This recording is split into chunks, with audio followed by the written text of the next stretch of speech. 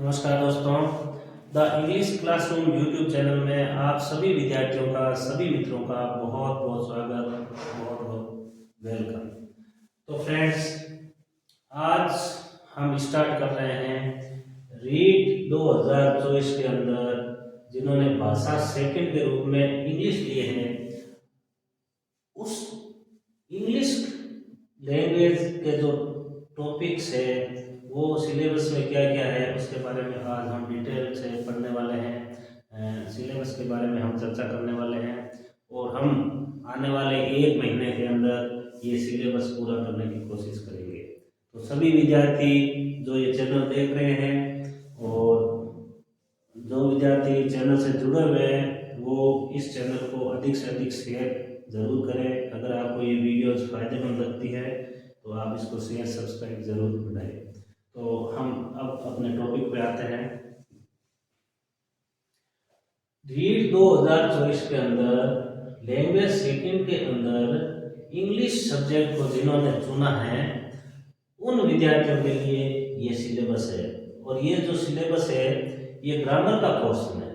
इसके अलावा teaching methods, शिक्षण विधियाँ हैं वो अलग से हैं, उसके बारे में भी हम डिस्कस करेंगे। लेकिन फिलहाल सिलेबस में क्या क्या है हम एक नज़र डालते हैं और फिर अगली नेक्स्ट क्लास से हम स्टेप बाय स्टेप करके इन चैप्टर्स को हम पढ़ेंगे। तो फ्रेंड्स, सबसे पहले है लिंकिंग डिवाइसेस। लिंकिंग डिवाइसेस क्या होते हैं? ऐसे शब्द, किसी भी भाषा में लिंकिंग डिवाइसेस क्या होते हैं? ऐसे शब्द या शब्दों का ग्रुप जो जोड़ने का काम करते हैं। लिंकिंग शब्द लिंक से बना है। लिंक यानी जोड़ना। लिंक का मतलब होता है जोड़ना। तो इंग्लिश लैंग्वेज के अंदर ऐसे शब्द जो दो या दो से अधिक सेंटेंसेस को जोड़ते हैं, दो या दो से अधिक क्लोजेस को जोड़ते हैं, दो या दो से अधिक वर्ड्स को जोड़ते हैं, ऐसे शब्द लिंकिंग डिवाइसेस कहलाते हैं या ऐसे साधन लिंकिंग डिवाइसेस कहलाते हैं। क्लियर? तो लिंकिंग डिवाइस में क्या होगा? दो या दो से अधिक या तो वाक्यों को जोड़ेगा या दो या दो से अधिक उपवाक्य जुड़ेंगे या दो या दो से अधिक शब्द जुड़ेंगे और ये जुड़ेंगे किसी लिंकिंग डिवाइसेस यानी कि किसी शब्द से। अब लिंकिंग डिवाइसेस होते क्या है? इंग्लिश के अंदर मुख्य रूप से तीन तरह के लिंकिंग डिवाइसेस होते हैं। तीन तरह के टॉपिक पढ़ लेंगे लिंकिंग डिवाइस का चैप्टर। क्लियर? अब पहला है कंजक्शंस। कंजक्शंस या इनको हम बोलते हैं कनेक्टिंग वर्ड्स। इंग्लिश के अंदर कंजक्शंस या कनेक्टिंग वर्ड का काम होता है दो या दो से अधिक वाक्यों को जोड़ना, दो या दो से अधिक क्लोजेस को जोड़ना, दो या दो से अधिक फ्रेजेस को जोड़ना और दो या दो से अधिक वर्ड्स को जोड़ना। ठीक है? तो कंजक्शंस बहुत प्रकार के होते हैं, इनको हम स्टेप बाय स्टेप करके पढ़ेंगे। लिंकिंग डिवाइसेस के अंदर ही दो नंबर पर आ रहा है prepositions. Prepositions in, at, under, over, on, upon, ये शब्द आपने सुने होंगे।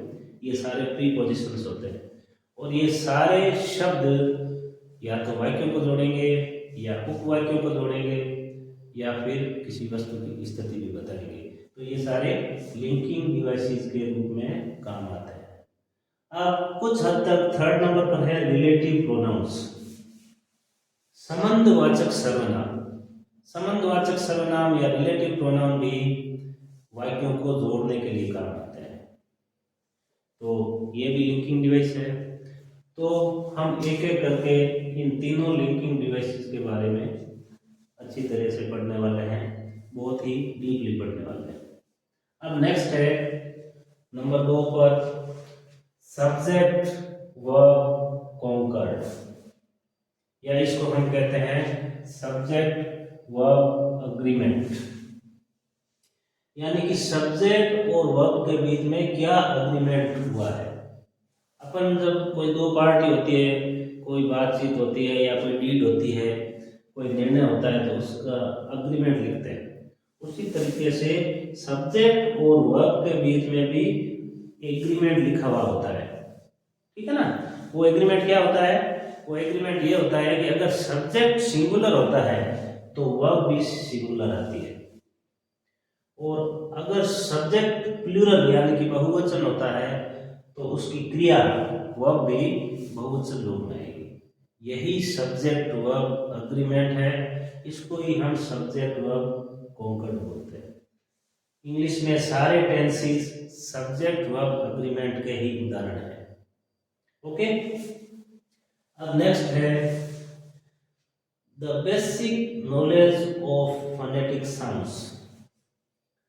फोनेटिक साउंड्स का बेसिक नॉलेज, मूलभूत नॉलेज, शुरुआती नॉलेज, आधारभूत नॉलेज, यानी कि जो फोनेटिक साउंड्स है उसके बारे में हम इस नंबर जो 4 है टॉपिक, इस पे हम फोनेटिक साउंड्स के बारे में पढ़ेंगे। अब फोनेटिक साउंड्स क्या होते हैं? हालांकि इसको हम डीपली पढ़ेंगे, लेकिन मैं बड़े रूप से बता देता हूं कि हिंदी के अंदर जो वर्णमाला होती है अपनी अ से लेकर गे तक, वो सारी वर्णमाला या सारे अक्षर या सारे जो वर्ण हैं वो जैसे बोले जाते हैं वैसे ही लिखे जाते हैं। जब हम हिंदी भाषा की विशेषता की बात करते हैं तो इसके अंदर सबसे पहली बात हिंदी भाषा की विशेषता होती है कि जैसे कोई शब्द लिखा जाता है वैसे ही बोला जाता है, चाहे वो शब्द हो, चाहे वो उपवाक्य हो, चाहे वो वाक्य हो या पैराग्राफ हो या पूरा लेख हो। उसके अंदर ये नहीं होता कि कोई वर्ड साइलेंट है या कोई वर्ड लिखा कैसे जाता है और बोला कैसे जाता है। हिंदी के अंदर ये चीज़ नहीं होती। लेकिन आपने देखा होगा कि इंग्लिश के अंदर बहुत से वर्ड्स ऐसे होते हैं जिनको हम देखते हैं तो उनका उच्चारण लगता तो है कि ये उच्चारण होगा, लेकिन इंग्लिश के अंदर उसका उच्चारण कुछ अलग तरीके से करते हैं। जैसे उदाहरण के लिए है HALF। अब हिंदी के हिसाब से अपने मेथड से अगर इसको हम उच्चारित करें तो ये हाल्फ होता है, हाल्फ, लेकिन इसको हाल्फ नहीं कहकर हम इसको हाफ बोलते हैं। तो ये एल साइलेंट है। हिंदी के अंदर कोई भी अक्षर साइलेंट नहीं होता, कोई भी लेटर साइलेंट नहीं होता, लेकिन अंग्रेजी भाषा के अंदर बहुत सारे लेटर्स का उच्चारण अलग तरीके से होता है। कहीं सी का उच्चारण क हो जाता है, कहीं सी का उच्चारण से हो जाता है ना। तो कहीं एल साइलेंट होता है, कहीं एच साइलेंट होता है। तो ये चीज इंग्लिश भाषा के साथ है। अब ये क्यों है? इसका मुख्य कारण है कि इंग्लिश भाषा जैसे लिखी जाती है वैसे बोली नहीं जाती, यानी उसके लिखित रूप और उसके बोलने के रूप में कुछ फर्क होता है। इसीलिए इंग्लिश भाषा में फोनेटिक साउंड्स का विशेष महत्व बन जाता है, इसका और ज़्यादा महत्व बन जाता है। अगर आप इंग्लिश में परफेक्ट बनना चाहते हो, अगर आप इंग्लिश में मास्टर बनना चाहते हो, आपकी इंग्लिश के अंदर फ्लुएंसी चाहिए, तो आपको फोनेटिक साउंड्स और फोनेटिक जो स्क्रिप्ट्स होते हैं और फोनेटिक जो लेटर होते हैं उनका नॉलेज अति आवश्यक है और उसकी प्रैक्टिस भी अति आवश्यक है। तो हम फोनेटिक साउंड्स, अब देखो शॉर्ट में मैं बता देता हूँ, आगे हम इसको बहुत ही डीपली पढ़ेंगे। फोनेटिक साउंड्स में या इंग्लिश में ये होता है कि ए से लेकर जेड तक जो लेटर्स होते हैं वो 26 लेटर्स होते हैं। ओके, हम इंग्लिश के अंदर जो भी सेंटेंस बनाते हैं, कुछ भी लिखते हैं, कुछ भी वर्णन करते हैं, उनके लिए अपने पास 26 लेटर्स होते हैं। लेकिन उन 26 लेटर्स से बने हुए शब्द 44 तरीके से बोले जाते हैं। उनका उच्चारण, उनका प्रोनाउंसिएशन 44 तरीके से, 44 तरीके से होता है, जस्ट डबल कैरी करीब। ठीक है, तो इस 26 जो लेटर्स है उसको तो आप जानते हो, ए से लेकर जेड तक ये 26 लेटर्स होते हैं। लेकिन ये 44 जो साउंड्स के लेटर होते हैं, साउंड्स के भी अलग से लेटर होते हैं। इंग्लिश लैंग्वेज के अंदर साउंड के जो लेटर्स होते हैं उसकी एबीसीडी अलग होती है, आप ऐसा समझिए। इसको हम बहुत ही डीपली पढ़ते हैं। अब नंबर 6 पर है आइडियम्स एंड फ्रेजेस। हिंदी के अंदर इसको कहें तो मुहावरे और लोकोक्तियां। हिंदी के अंदर सैकड़ों मुहावरे और लोकोक्तियां हैं, उसी तरीके से इंग्लिश के अंदर तो और ज्यादा मुहावरे हैं और ज्यादा लोकोक्तियां हैं। क्यों? क्योंकि इंग्लिश लैंग्वेज पूरे वर्ल्ड में बोली जाती है, पूरे वर्ल्ड के अंदर इसको ग्लोबल लैंग्वेज बोलते हैं हम। और हम इंग्लिश लैंग्वेज को एज ए सेकेंड लैंग्वेज या एज ए फर्स्ट लैंग्वेज, कहीं ना कहीं इंग्लिश लैंग्वेज हर सब्जेक्ट, चाहे कोई भी पेपर हो, चाहे कोई भी पढ़ाई हो, अंग्रेजी भाषा आती है, चाहे वो फर्स्ट लैंग्वेज के रूप में हो, चाहे वो सेकेंड लैंग्वेज के रूप में हो। तो ये क्यों जरूरी है? क्योंकि English is the international language. English एक अंतर्राष्ट्रीय भाषा है, ग्लोबल लैंग्वेज है। पूरी दुनिया इंग्लिश लैंग्वेज के कारण ही एक दूसरे से रिलेशन में है, एक दूसरे से कम्युनिकेशन स्थापित करती है। तो आज दुनिया की सबसे बड़ी भाषा है, दुनिया के अंदर कम्युनिकेशन लैंग्वेज जो है उनमें इंग्लिश का योगदान सबसे ज़्यादा है आज की तारीख, इसलिए इंग्लिश आवश्यक है। तो हम इंग्लिश के बहुत सारे आइडियम्स एवं फ्रेजेस पढ़ेंगे। ये थोड़ा रटने वाला या फिर थोड़ा याद करने वाला टॉपिक भी है, तो इसको कुछ समझेंगे और कुछ इसको मैं बहुत सारे लगभग 200 आइडियम्स एंड फ्रेजेस आपको लिखाऊंगा, उसको अच्छी तरीके से याद कर लेना। अब नंबर 7 पर है अनसीन पैसेज, इन्फेरेंसीज। अनसीन पैसेज में आप अच्छी तरीके से वाकिफ हो। एक पैसेज आता है, उस पैसेज में से 2, 3 या 4 तरीके के प्रश्न अलग अलग रूप से पूछ लिए जाते हैं। तो इसको भी हम 2-4 पैसेज का उदाहरण लेकर अच्छी तरीके से करेंगे। इन्फेरेंसीज का मतलब होता है फैलेसी। फैलेसी मीन्स मिथ्या अनुमान, भ्रम, यानी कि वो अनुमान लगाना है और लेकिन वो अनुमान झूठा अनुमान नहीं होना चाहिए। तो इसको हम जब चैप्टर अपन स्टार्ट करेंगे तो 2-3 दिन में ये क्लियर हो जाएगा। ओके, एक नंबर 5 पर है figures of speech. Figures of speech जो है ये थोड़ा लिटरेसी से है। इंग्लिश की जो लिटरेसी है, जो इंग्लिश साहित्य है, इंग्लिश लिटरेचर के जो स्टूडेंट्स हैं उनको अच्छी तरीके से पता है, लेकिन जो जनरल इंग्लिश से है या कंपल्सरी इंग्लिश जिन्होंने कर रखी है उनके लिए हो सकता है ये टॉपिक थोड़ा सा नया हो। तो इसके अंदर हम फिगर्स ऑफ स्पीच के अंदर लिटरेसी वर्ड है, ये लिटरेसी टर्म है, इसके हम पढ़ेंगे। अलिट्रेशन क्या है, सिमिली क्या है, मेटाफोर क्या है, पर्सनिफिकेशन क्या है, राइम्स क्या है, ये अलग अलग होंगे।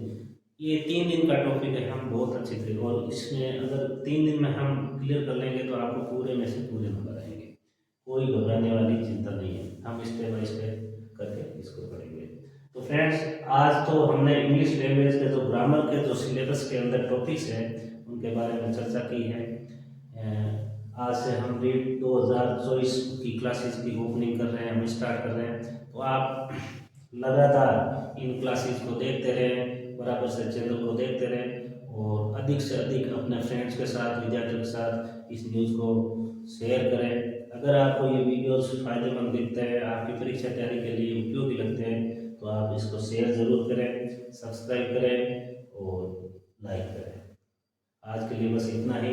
कल से हम लिंकिंग डिवाइसेस टॉपिक पर क्लास लेने वाले हैं, तो कल आप इस क्लास को ज़रूर अटेंड कीजिएगा और अपने फ्रेंड्स के साथ बातचीत कीजिएगा। आज के लिए बस इतना ही। आप लोगों का बहुत बहुत धन्यवाद।